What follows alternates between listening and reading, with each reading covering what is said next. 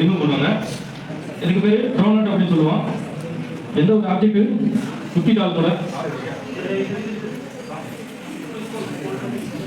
ட்ரோனட் அப்படின்னா, ட்ரோனட் என்ன தெரியுமா?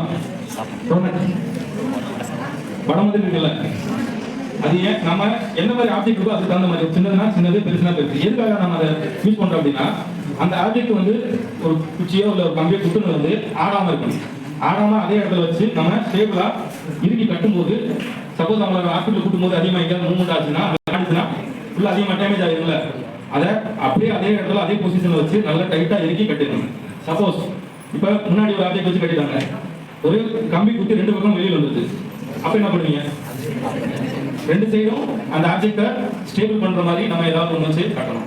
சப்போஸ் ரொம்ப பெரிய எவ்வளோ பெரிய கம்பி, கையளவு பெரிய கம்பி குத்திருச்சு, அப்போ அந்த இடத்துல இந்த மாதிரி ட்ரோனட் போட முடியும் நம்மளால?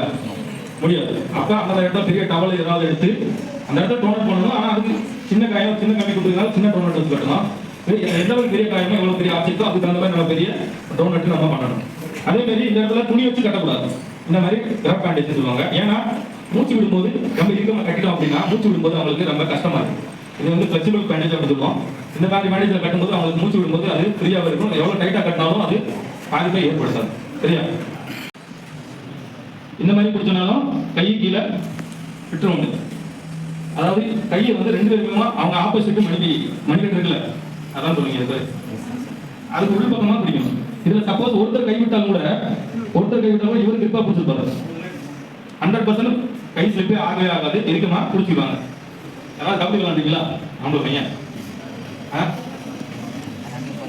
ரொம்ப யோசிக்கிறீங்க. நானும் நிறைய விளாண்டுருக்கேன். ஸ்டேட் லெவலில், நேஷனல் லெவலில் விளாண்டுருக்கேன். கபடி விளையாடும்போது செகண்ட் டேஸ் விளையாடுறவங்க இந்த மாதிரி தான் கையை பிடிச்சிருவாங்க. சப்போஸ் ஒருத்தர் கீழே விழுந்து போனாலும் இன்னொருத்தர் பிடிச்சி உள்ள இழுத்துருவாங்க. சரியா? இந்த மாதிரி 2 காலுமே அடிபட்டு இருக்கு. அவங்க தூக்கிட்டு போகக்கூடிய மெத்தட் இதுதான். இப்போ கால் ஒன்று கால் தொங்க போட்டு கொண்டு போகணும் என்னாகும், இன்னும் அதிகமாக அவங்களுக்கு வலிக்கும்.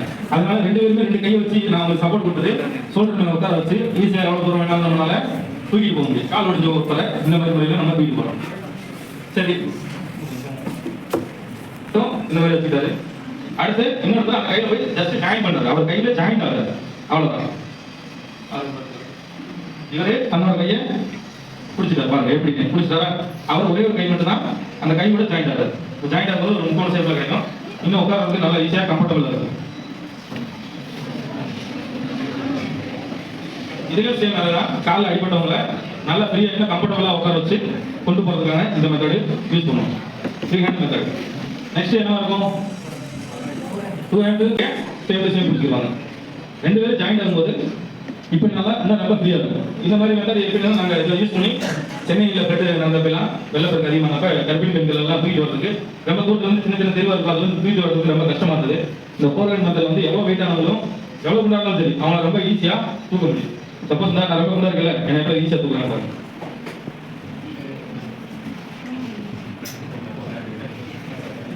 அதாவது எவ்வளவு குண்டா இருந்தாலும் அவங்கள ரொம்ப ஈஸியா இந்த 4 ஹேண்ட் மெத்தட்ல நம்ம கொண்டு போகலாம். நீங்க ஃபர்ஸ்ட் 4 ஹேண்ட் மெத்தட்ல தூக்கணும்னா தூக்கலாம். உங்களுக்கு ரொம்ப ஈஸியா இருக்கும், கொண்டு போறதுக்கு ரொம்ப சுலபமா இருக்கும். Next S method.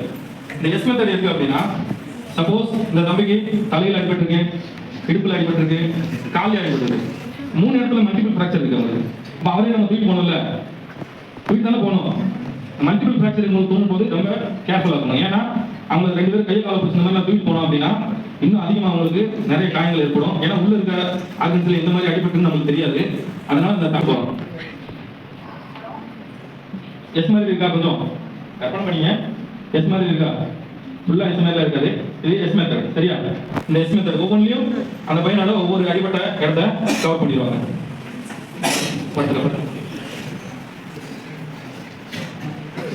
இப்ப தலையில அடிபட்டிருக்கு, தலையை கவர் பண்ணிட்டாங்க. இடுப்புல அடிபட்டிருக்கு, இடுப்புலயும் அவங்க கையை வச்சு பிடிச்சிட்டாங்க. காலையும் அடிபட்டிருக்கு, நடக்க முடியல, அதனால காலையும் கவர் பண்ணி இந்த மாதிரி எஸ் மெத்தட்ல ஒருத்தர் நம்ம ஈஸியா தூக்கிட்டு போக முடியும். சரியா?